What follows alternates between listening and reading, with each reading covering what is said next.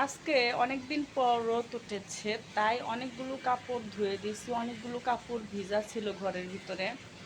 আর আজকে আসলে রোদটা তেমন চেতের উঠে নাই, হালকা পাতলা উঠছে। তারপরও আমার ঘরের কাপড়গুলো অনেকটা শুকাইছে। বাচ্চার হাফ প্যান্ট, গেঞ্জি টেঞ্জিগুলো সব কিছুই শুকাইছে। কি বলবো, কতটা দিন ধরে যে বৃষ্টি বৃষ্টি বৃষ্টি, একদম বৃষ্টি আর ভালো লাগতেছে না।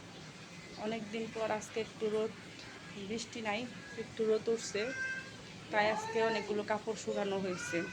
এই কাপড়গুলো যদি আজকে না শুকাইতাম, একেবারে গন্ধ ছুটে লইলে। অনেকগুলো বোরকা ধুয়ে দিছিলাম, আবার শাড়িটাও ধুয়ে দিছি। শাড়িটা কালকা পরছিলাম, একটু প্যাক বসছিল। আবার অনেকগুলো হাফ প্যান্টও শুকাইছে। বাড়ির ভিতরেও অনেকগুলো কাপড় দিছি, আবার বাহিরেও অনেকগুলো কাপড় দিছি। এই যে দেখেন, কাপড়গুলো সব শুকিয়ে গেছে আজকে। আসলে এগুলো আবার কিছু কিছু ভিজা রয়েছে। আবার যদি কালকে একটু রোদ উঠে তাহলে আবার শুকিয়ে যাবে। আসলে বৃষ্টি থাকলেও ভালো, না থাকলেও ভালো। কতটা দিন ধরে বৃষ্টি, বৃষ্টির কারণে কিছুই শুকাইতে পারি না। আর আজকে তারপরও অনেকটা শুকাইছি, অনেক কাপড়গুলো শুকাইছে। বোরকা দিয়েও শুকাইছি, 4-5টা বোরকা ধুয়ে দিয়েছিলাম। 2 দিন যাবৎ বৃষ্টির কারণে শুকাইতে পারি না।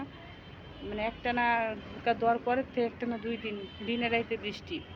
এখন আজকে আবার রোদ দিয়া শুকাইলাম। কাপড়গুলো যেটি আসছিল সেটিও শুকাইছে। আসলে আজকে পরিবেশটা অনেক ভালো লাগতেছে। যেমন আজকে কোনো মানে এত চেতে রইতো না, আবার বৃষ্টিও না। দিনটা অনেকই ঠান্ডা আছে, ভালো আছে, গরমটা কম।